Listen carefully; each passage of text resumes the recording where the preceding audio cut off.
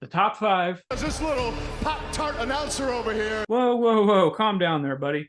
LA Knight. Not yet. Wrestling cards. Yeah. What's up, wrestling fans, trading card collectors? Welcome to another episode of Wrestling with Cards. Today we're looking at the top 5 LA Knight wrestling cards. I figured I'd throw a modern guy in here. I wouldn't say caught some flack, but I've seen some people reach out and say, you talk too much about vintage, you don't talk so much about modern. So here we are, and what a guy to pick, somebody that's on the top of the list when it comes to wrestling popularity at the time of recording. As always, I have to preface by saying these are my top 5. It doesn't mean necessarily they're the top 5 most valuable, or the top 5 you should invest in, or the top 5 that's currently out there, because obviously things could change if more products come out with these talents that I do these top 5 videos on. More products come out that could change down the road. For today's list, I had to get a little bit creative because he doesn't really have a ton of cards out there. So I picked a few off the beaten path cards that you're going to want to stick around to see, and a few specific parallels that I thought just kind of stood out from a visual perspective. You ready to get into this list? The honorable mention, custom New York Mets card. So while this isn't an official card, I still think it has its place. There's going to be somebody out there. It could be a super collector. There could be a Mets fan that is also an LA Knight fan. They're going to want this card no matter what. We have to keep in mind that the people that are out there collecting cards, not all of them care about value. Not all of them care even about official cards. They just want the cards to add to their collection if it's something they're into. For many people, having a unique piece like this in their collection would outweigh any legitimacy or value that there is to it. Card number 5, 2023 Immaculate out of 10 gold Max Dupree autograph. I chose this card at number 5 because it's a little bit wonky. It's LA Knight, but it's under a different name, and a name that probably a lot of people don't want to associate with him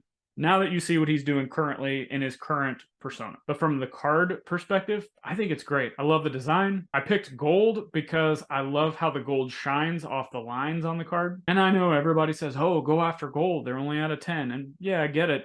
But again, I just picked the gold specifically because of the shine that these immaculate cards have on the lines that have the parallel on it. So while this may or may not be an official LA Knight card, depending on how you're looking at things or how you collect, it still looks great. Still a good design, and I think it's a great way to kick off this top 5 list. Card number 4, 2020 NWA Power Eli Drake. Here we go, another card that doesn't actually say LA Knight on it, yet it's the same guy. I love this one. Some out there consider it a rookie card. To my knowledge, this is his first appearance ever on a card, even though it is an animated type card, an artistic take on LA Knight, or in this case, Eli Drake. This NWA set was really cool. It kind of came out during that initial indie boom that we saw. This is a very small set. I think it had like 5 or 6 cards, came in a box, and they were all artistically designed based on the talent. And to my knowledge, it is also the first official NWA set that came out since the 1988 Wonderama set, and that was a long time ago. As I mentioned, it's an artistic style of card in there.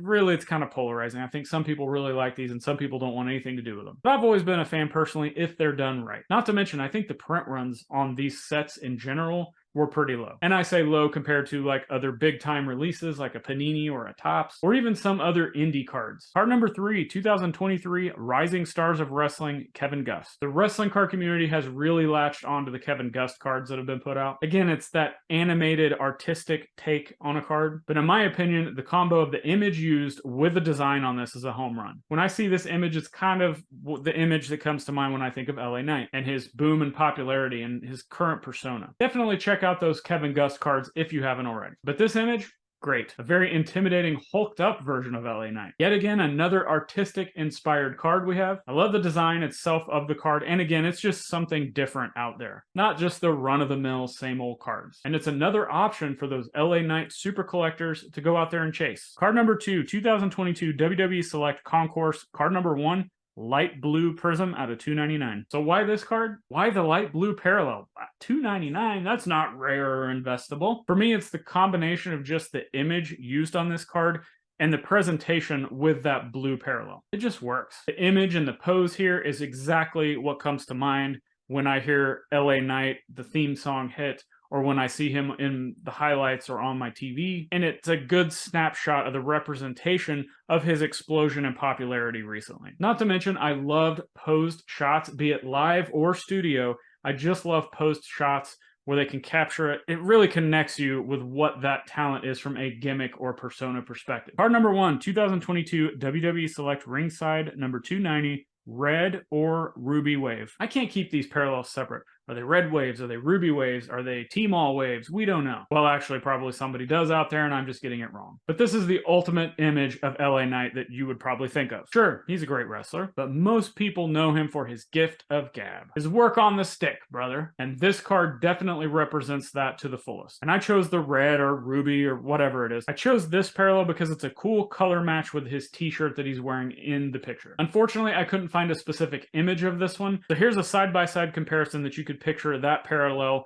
of this card in and what it would look like. Again, the parallel, not the most valuable, not the rarest, but just an awesome image that once again represents what LA Knight is as a character and as a wrestler, and puts a cool color match aspect to it. Who doesn't love color matches? What do you think of LA Knight? What do you think of LA Knight wrestling cards? Is he too old to prospect on? Could today's list change based on what comes out of his in the future? Hey, are we ever even going to get any more WWE cards? Let me know if you have an opinion on any of that. I'd love to hear it. Leave a comment below with your thoughts and opinions. And when you're done leaving a comment, make sure to check out the links in the show notes for all the other ways you can help show your support for my content. Links to my eBay store, links to my podcast, Wrestling with Cards Patreon, and much more. If today's video brought you some value, hit that subscribe button, give me a like, spread the word, tell a friend about wrestling cards, this channel, my podcast, or any other wrestling card related things that are out there. Until next time, click the videos on the screen. We've got hundreds of hours of great wrestling card content in the archives of this channel, and I'll see you there.